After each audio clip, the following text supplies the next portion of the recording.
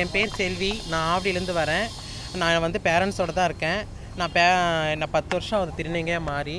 எனக்கு வந்து எதிர் வீட்டில் இருக்கவங்க அமுதா, தாஸ் என்ற பாலாஜி, இவங்க 2 பேர் வந்து எனக்கு இப்போ 5 வருஷமாக எனக்கு ஒரு டார்ச்சர் கொடுத்துட்ருக்காங்க. என்னன்னா, நான் ஒரு திருநங்கையாக இருக்கிறதுனால அவங்களுக்கு கேவலமாக இருக்குது, அசிங்கமாக இருக்குது, ஏதாவது ஒரு ரூபத்தில் வந்து ஏதாவது ஒரு பிரச்சனையை வந்து ஏற்படுத்துகிறாங்க. போகும்போது வரும்போதெல்லாம் பொட்டை 9 என்ற ஒரு கேவலமான பேச்சு இது பண்ணுறாங்க. அதை எடுத்து நாங்கள் போய் ஸ்டேஷனில் போய் கம்ப்ளைண்ட் கொடுத்தா அவங்களுக்கு சாதகமாக தான் சொல்கிறாங்க. எங்களை வந்து அடித்தாலும் நீங்கள் தான் அடிச்சிருப்பீங்க, நீங்கள் தான் தப்பாக எதனா பேசியிருப்பீங்கன்னு சொல்லி ரொம்ப கேவலப்படுத்துகிறாங்க. அதனால் வந்து எங்கள் வீட்டில் இருக்கவங்களும் பாதிக்குது. எங்கள் அண்ணனை கூட ரிமாண்ட் பண்ணியிருக்கிறாங்க. இதுக்கு முன்னாடி என் தம்பியும் ரிமாண்ட் பண்ணியிருக்கிறாங்க. இதை பற்றி நான் ஸ்டேஷனில் சொல்லி கூட எனக்கு சரியான ஒரு தீர்ப்பு கிடைக்கவில்லை, நியாயம் கிடைக்கல.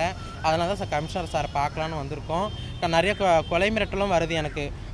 முன்ன பின்ன தெரியாதவங்க கூட வந்து உங்கள் பேர் என்ன, நீங்கள் எங்கே இருக்கிறீங்க, உன்னை பார்த்துட்டேன், உன்னை பார்த்துக்கிறேன் அப்படின்னு சொல்லி ரொம்ப கேவலமாக பேசுகிறாங்க. பயமாக இருக்காங்க, வாழ்கிறதுக்கே பயமாக இருக்குது. எங்களை பெற்றவங்க யாரும் எங்களை வெறுக்கலை. இவங்களாம் யார் என்னை வெறுக்கிறதுக்கு? 10 மாதம் சுமந்து பெற்ற தாயை நான் வந்து சேர்த்து வச்சு வாழ வைக்கிறாங்க. இவங்கன்னா எனக்கு சாப்பாடு போடுறாங்களா, இல்லை எல்லாமே என்னை பார்க்குறாங்களா? இவங்க ஏன் என்னை இப்படி பேசணும்? காவல்துறையில் முறையிட்டாலும் அதுக்கு தகுந்த இதுவே கிடையாது. எங்களுக்கு நியாயமே இல்லை.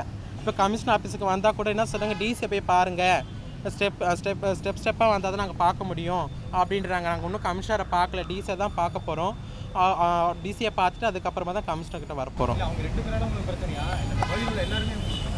அவங்க மட்டும்தான் சார். எங்கள் தெருவில் அமுதா, பாலாஜி, மகாதேவன், அவங்க வீட்டில் ஒரு 4-5 ஆம்பளை பசங்க இருக்காங்க. என்னை சார்ந்த திருநங்கைகள் இருக்காங்க. அவங்க எல்லாருமே கிண்டல் கேலி எல்லாம் பண்ணுறாங்க.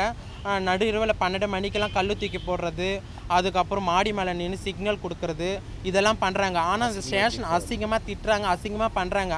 ஆனால் நாங்கள் திருநங்கையாக இருக்கிறதுனால இந்த தப்பு நாங்கள் தான் பண்ணுறோம், ஆம்பளை பண்ணியிருக்க மாட்டோம்னு சொல்லி அப்படியே இன்ஸ்பெக்டர் நேரில் பார்த்த மாதிரி சொல்கிறாரு. அங்கே இருக்கிற காவல்துறை எல்லாருமே அப்படி தான் சொல்கிறாங்க. இதுக்கு என்ன தீர்வுன்னு எனக்கே தெரியல. இதே தொடர்ந்து நடந்துட்டு இருந்ததுன்னா நான் வந்து சூசைட் பண்ணிக்கலான்னு தான் நினைக்கிறேன். ஏன்னா எங்கள் குடும்பத்தில் இருக்கவங்க எல்லாருக்குமே பாதிக்குது. நாங்கள் செய்கிற தப்பு எங்களை சேர்த்து வச்சுக்கிறதே பெரிய இது. அப்படி இருக்கும்போது எங்கள் குடும்பத்தில் இருக்கவங்க எல்லாருமே பாதிக்குது. இதுக்கு ஒரு தீர்வு கிடைக்கணும்னு தயவு செஞ்சு கேட்டுக்கிறேன். அவங்க மேலே சட்டப்படி நடவடிக்கை எடுக்கணும்.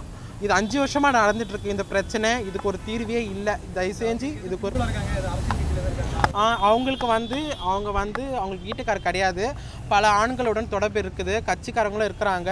அவங்க மூலியமாக வந்து விசாரிக்கவே இல்லை. இது வரைக்குமே எங்களை வந்து அவங்களையும் கூப்பிட்டு எங்களையும் கூப்பிட்டு விசாரிக்கவே இல்லை.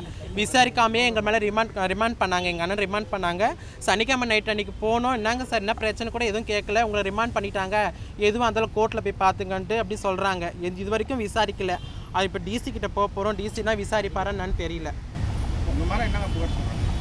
எங்கள் மேலே என்ன புகார் சொல்கிறாங்கன்னா, இந்த மாதிரி நீங்கள் தான் தப்பு பண்ணுறீங்க. அவங்க சொல்கிறாங்களாம், அமுதான்றவங்க சொல்கிறாங்க, நாங்கள் வந்து பிராத்தல் பண்ணுறோம், அவங்க குடும்பமே பிராத்தல் பண்ணுது. ஒரு குடும்பத்தில் இருக்கிறோம், அண்ணன் தம்பி, அண்ணன் அண்ணி, அண்ணன் பசங்க எல்லாம் குடும்பத்தில் தான் நான் இருக்கிறேன். அப்படி இருக்கும்போது நாங்கள் எப்படிங்க பிராத்தல் பண்ண முடியும் சொல்லுங்கள் பார்ப்போம்.